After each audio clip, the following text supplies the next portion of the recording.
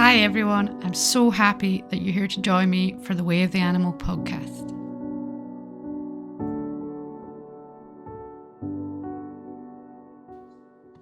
Today's podcast, Alastair's back in the room, and you suggested today's topic, didn't you? Help. Help! Well, you need some, or? Always. Yeah, I did. I wanted to talk a little bit about feeling overwhelmed and struggling and not asking for help. Okay. Does that make sense? Is Yeah. that what I said originally? Something like that. We started. It's kind of a broad topic. We always started having the podcast on the dog walk. I don't know if I just need to get microphones for my phone so we could just talk while we're walking, because I was like, wait, stop, save it. Stop talking. Yeah, are you wanting to start? Sure. So, for me, it's something that I'm aware of, things that I've been through in my life and things that I've seen in other people, is when you're struggling or having a hard time, and it can be anything. It can be a material thing like money or something like that, or it can be emotional things with trouble with family or friends or just in your own personal life. But it's that feeling that you just want to close everyone off, shut everything down, and withdraw to within yourself. And it's not really a good way to do it. Why do you think, like, that's our response to, like, that stress of whatever it is, or the trauma of whatever it is that we... I think a lot of it is not knowing how. Like, we're never taught how to ask for help. We're not taught how to emotionally regulate in general, That's and true, I yeah. think some of it may come from just our ability to emotionally regulate when things get tough. But from my past, like, I had a difficult time, and in the back of my mind, I knew that I probably wanted help from someone, but I didn't know how to articulate that, and I had a feeling of a need to sort of be, yeah, no, fine, everything's good, yeah, no problems. And, you know, that was very difficult. Now, from my side of things, it led me to more of a, well, I can do everything myself and I don't need anybody. But, yeah, I think asking for help's a difficult thing to do. Yeah, and it's feeling, so there's like a couple of things, isn't there? There's having people in your life that you feel that you can trust to help you. Yeah. And to understand and not judge, you know, because you feel like you're judged when you're asking for help. Like, you feel like, I don't know, like I say you feel like it, like, for you know, thinking for me, it feels like I'm failing to deal with stuff myself, and then asking for help is, you know, I feel like I'm judged for doing that.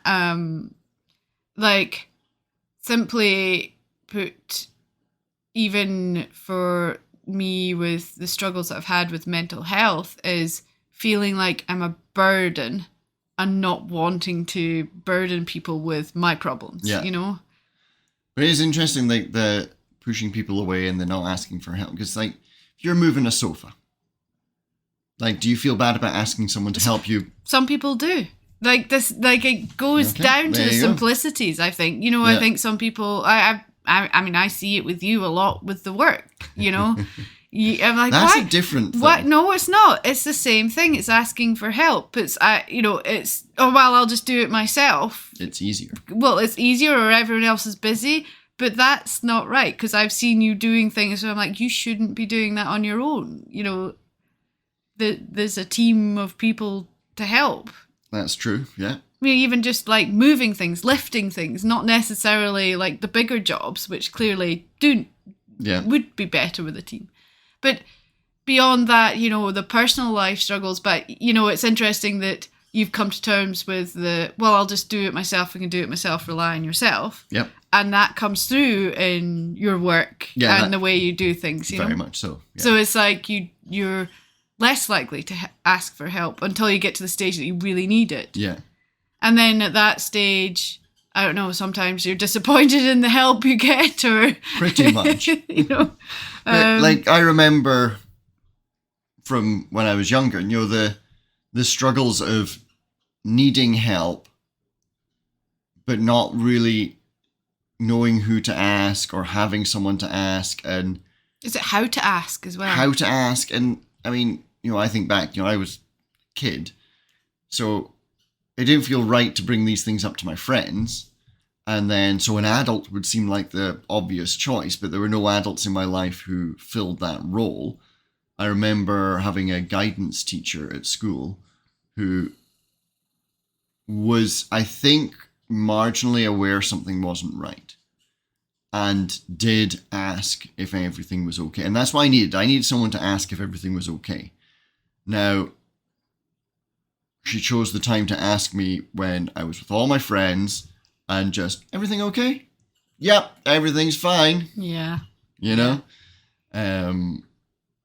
Now that was was just what it was. But it's that thing. But it's even with friends. And I know I've been better in the past. When my mum died, or just before she died, we had a strained relationship. And I knew she was in the hospital. I knew she wasn't well. But I didn't really know how serious it was. And kind of everyone was like, oh, you know, she's not very good. But like, it wasn't like, she's gonna die. I didn't know how I felt about it and what I wanted to do about it. So I reached out to actually Albelio, who was on the previous podcast, and just like wanted some advice. And honestly, I can't even remember what he said. But just that reaching out to someone and asking, like, it, you know, was a very emotional and personal problems. But that made a huge difference, just reaching out to someone. Mm. But it's not easy to reach out to someone. No. It's almost like you convince yourself that you're better not. You know, yeah, like better not to, don't want to burden them. Yeah. And there's got to be, I think, with a lot of people, some sort of embarrassment about, yeah, like you said, with the whole, I feel like I'm failing because I need help with this. Like, you know, I'm embarrassed because I'm struggling to handle this. And then you realize that everyone's struggling to handle different things all the time, and they don't ask for help. You know, it's realizing sometimes when you reach out, and it tends to be the person you reach out to is so the right person, because like, yes, I've been through this. That's it. I've got you. I understand here, you know. It's like that meme of, you know, as you're a kid, you think the adults really have it together, and then you become an adult and you're like, oh no, adults have no clue what they're doing. They're just winging it. Yeah. We're all just winging it. We're all just winging it. We just show levels of confidence that people think we know what we're doing. Yeah.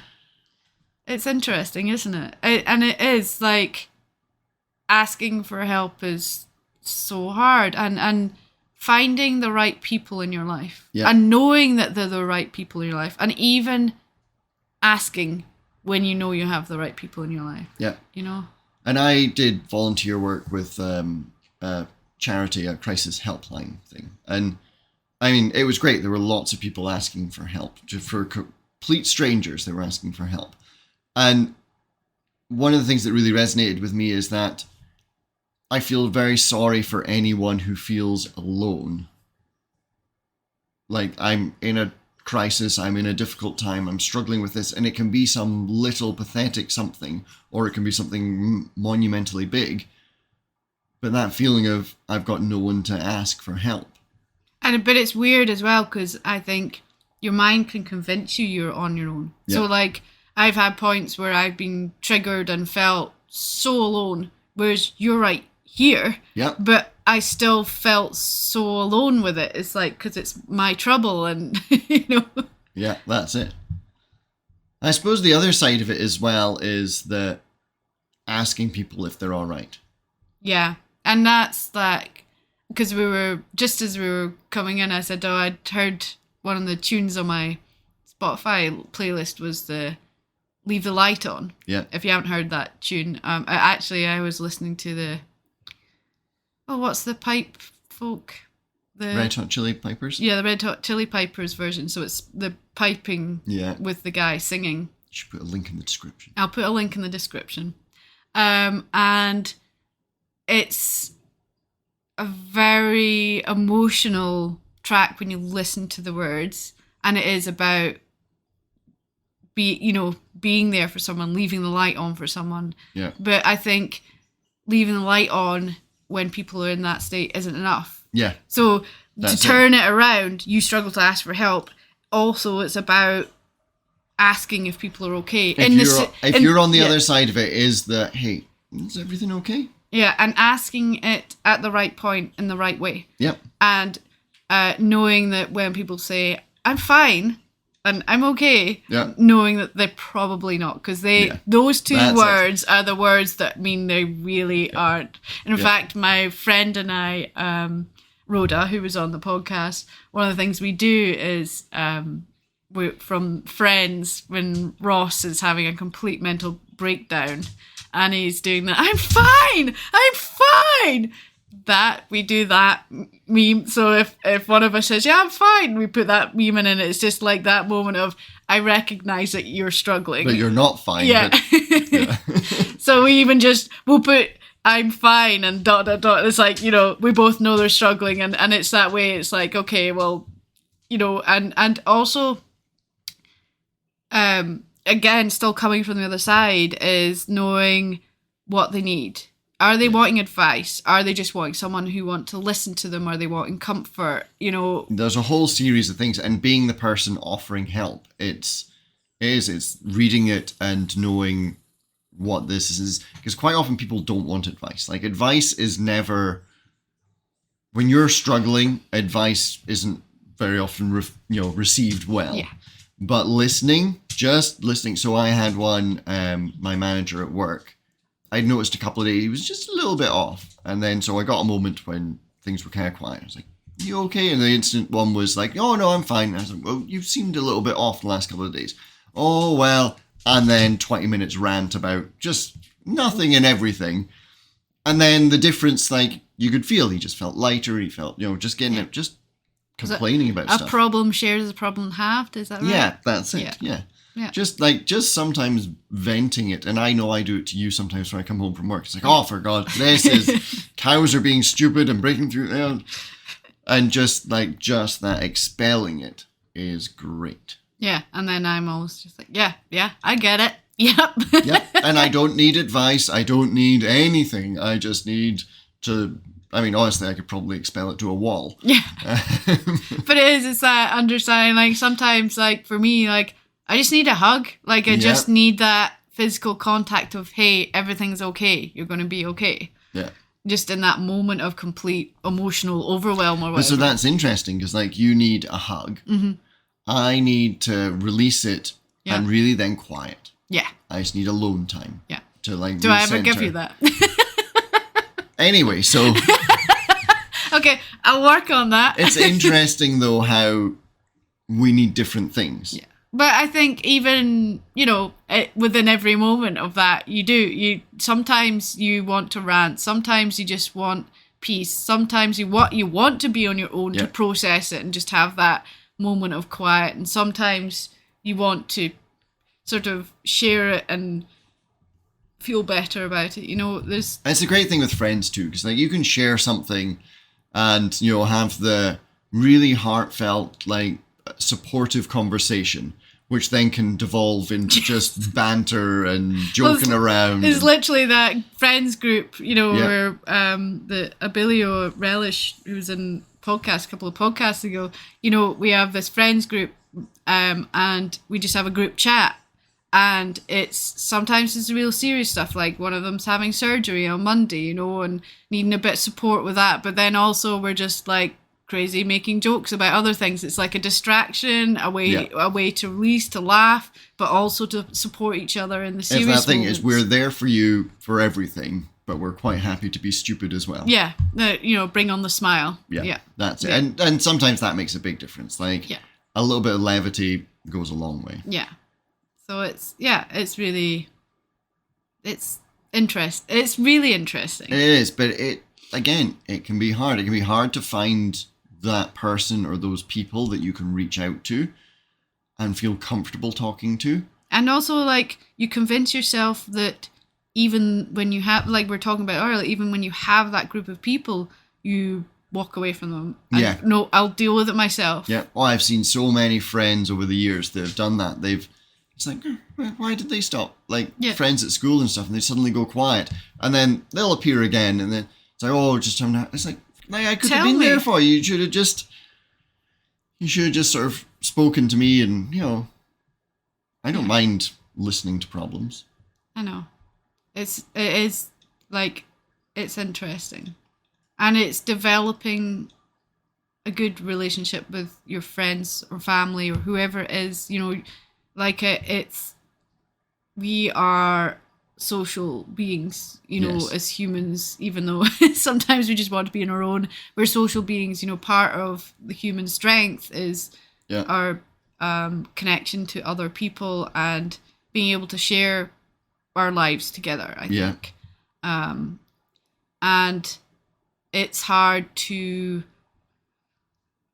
know that you've got that group, and just almost it's opening up the right kind of dialogue. For me, like, because I've struggled with mental health, although I'm a million times better now, thankfully, but it's just going, it's just sometimes when you're having a bad day, going, oh, I'm having a rough day, and just I have a couple of group chats, so and I choose who I feel is the people I want to share that with. I'm having a rough day, and they're like, oh, well, and then we just go into ridiculous conversations about something else, and I feel better. And it's funny how I've learned to not shut myself away when I feel bad, and when I feel like I don't want to communicate with other people, I know that I am struggling then. It's like, knowing that that's a sign. If I'm not wanting to communicate, because I love having my friends to communicate with, but when I'm not wanting to communicate,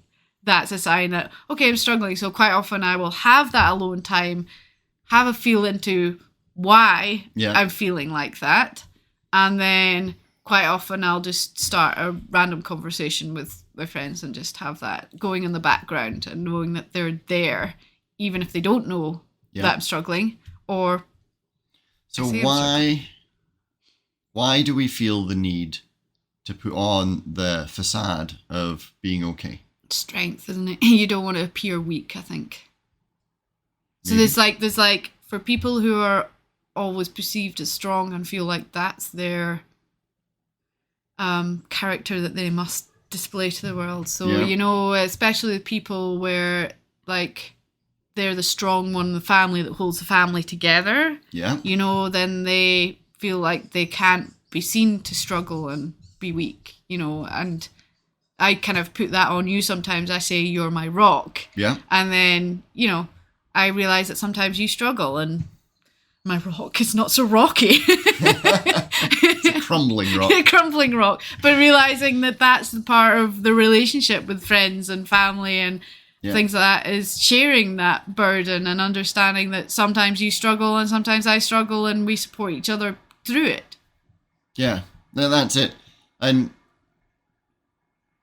I guess it's like perception from other people that makes us not want to ask for help. Not wanting to seem weak, not wanting to seem vulnerable, not wanting to seem like I don't actually have all this together, I don't know what I'm doing. I think as well, like, I think society is sort of, grown to have this opinion that you just do it on your own and you do it, and realizing that, as a community, as a supportive, like, friendship, all that is all about sharing the burdens together. Yes. It's interesting because, like, you see a lot of adverts for mental health support and things like that, and a lot of sort of talk therapy, which really is just talking about your problems to someone, to a stranger, which seems strange. But sometimes talking to a stranger is, and that's why I noticed with the helpline, is it was text-based as well, so you didn't even have to articulate it, you could just write it.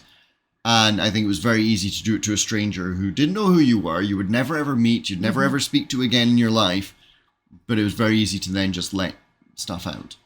But I wonder how it was dealt with before, talk therapy and all these things became mainstream.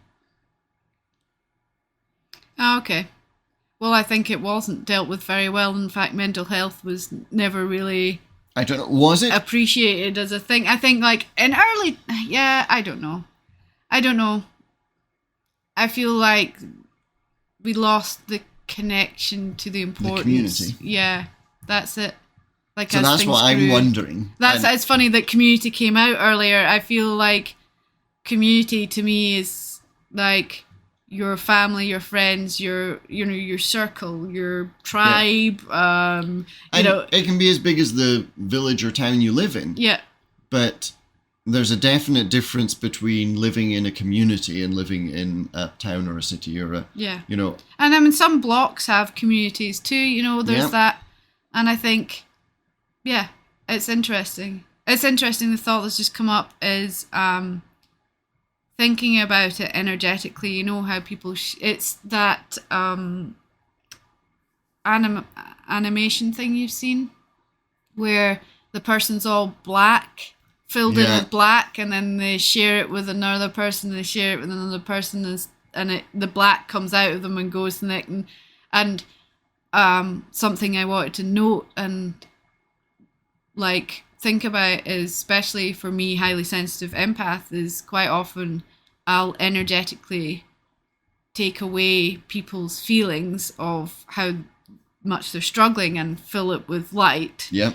And to remember, if you are supporting someone and helping them, to let go of the problems that you pick up from them. Don't pick up their problems and then get all... Yeah. And sometimes you'll just notice, you're like, I just don't feel as good, or I feel more angry or more upset. It's like it builds on whatever little emotions are in you. Yeah.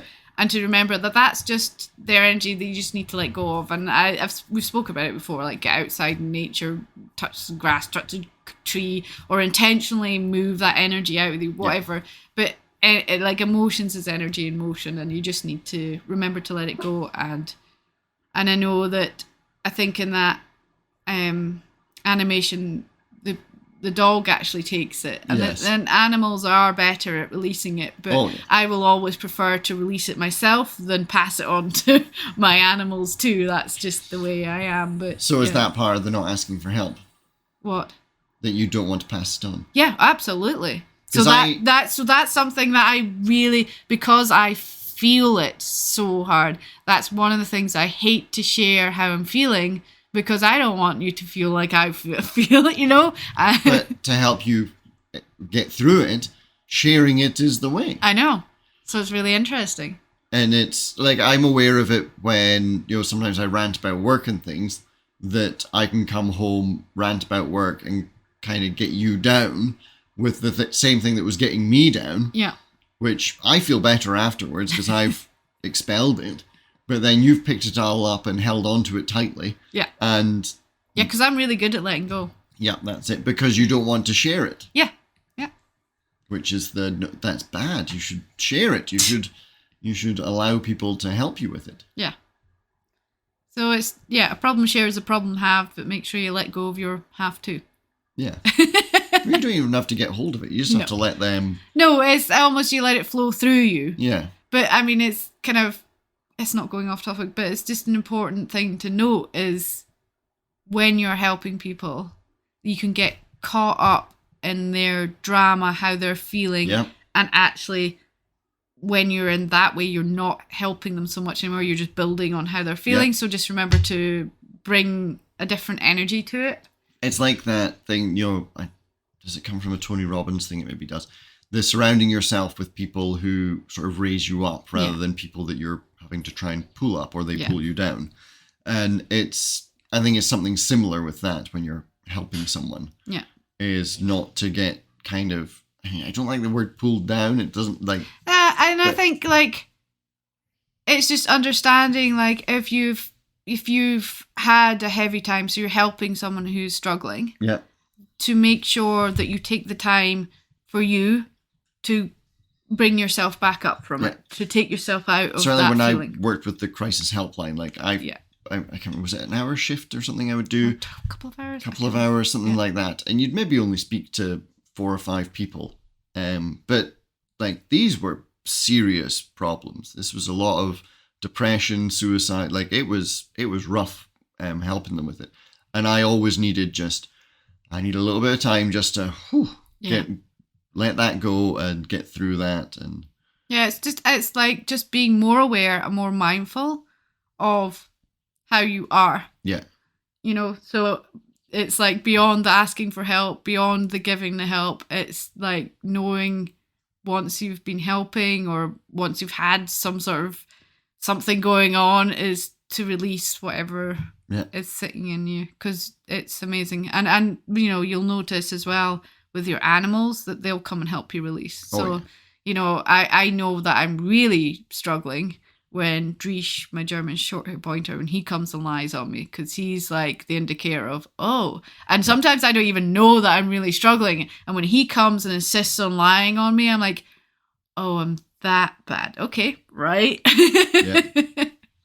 You know, but your animals will help you as well. They always will. That's part of your partnership and your relationship together. It reminds me, because growing up, we always had horses, and I used to tell my problems to my horse. Yeah. And because they're grounded, you know, they'll let it go. Yeah. And again, that thing, just voicing it, just getting it out. And there is something about saying it out loud that helps. Yeah. Like, I mean, I do journaling as well. So, that, you know, writing it out. And it's interesting how even now, like, I notice I start writing it out and then it starts turning around into a positive. So whatever I'm struggling with starts to turn, if I make sure you write enough so you go through the problem and then you get to the other side and you're writing, you're actually realizing and quite often I'm like, which is just ridiculous. Okay, I get it now. So I just need to focus on, you know, and it's almost like I give myself a little therapy session, you know. That's what the problem is. Like, you know, ask yourself the important, what is going on? And then realizing that you can actually work yourself through it sometimes as well, you know. There's something that's very close to me, the not asking for help. And I always think about it, and the ones that sort of stand out to me is Robin Williams and Chester from Linkin Park. Mm-hmm. It's like all these people, and I'm sure it's much worse if you are in the limelight of celebrities and musicians and things, that it's like, it's just such a shame, because they needed help, didn't know how to get help, or didn't receive the help they needed, and you know, what a loss to the world. And all the time they were helping so many other people. Yes. And you look and you read like Robin Williams quotes. Yeah. And you can see the suffering that he's going through, but he understands it as well, and you know, the things that he says, and it's just like, okay, yeah. But yeah. Ask for help. Yeah. And ask people if they need help. Yeah. If your friends go quiet, you all right? Yeah, I mean, we always do that. I do that now with my friends as well. You know, it's just... Not heard from you in a while. How are you guys doing? And like, you know... And sometimes I get nothing answer and I'll leave it a day and then I'm like, are you sure? You know, it's just kind of... If you're too bullish with it, you can make them close up even more. But you can't be too passive with it either. So you just kind of have to, like, learn to feel your way into a conversation in the right way, you know? That's it. And, you know, sometimes it's just life gets in the way, because life's always happening. Yeah, that's it. No, it's like, oh, no, I've just been busy. Well, that's fine as long as you're okay, you know, you're coping okay with it. Yeah. You've always got someone to but, speak like, to. Rhoda knows she can't, like... Hide it from you. Hide it from me. She, like, we just know each other too well. And so, you know, even without the I'm fine thing, it's like, you know, I always know when something's not right. Yeah. And it's good to find friends where you know each other well enough that you can tell when something's not right. Yeah. And even if it's just like, they don't want to discuss it, but I'm struggling, but I'm okay. Well, that's fine. I'm here, you know, and that's it. I'm struggling. Don't really want to talk about it. But yes, I'm having a hard time. Yeah, you change your mind, I'm here anytime. You know, that's always the thing I will say. And, you know, even if it's not to talk about that, to just talk about just anything. Distraction. That's it. Yep. Just to realize there's other things in life than your problem. Yep. Well, great, you know. So, yeah. No, I think that's the thing. Yeah. interesting conversation. Like, it's a lot to take in, and it's is. quite an emotive subject. Like, I feel like all the emotions coming through because I've felt it myself, I've felt it with my friends, I've felt it with my family, and just understanding like how it feels. And it's not easy. Asking for help isn't easy. No. Saying I'm struggling isn't easy. But it needs to be done. Once you get over that hurdle of saying, well, I am actually struggling, it gets a lot easier. And then, I mean, certainly for myself, looking back on it, it's like, why didn't I ever, Yeah. Well, thank you very much. Thank you.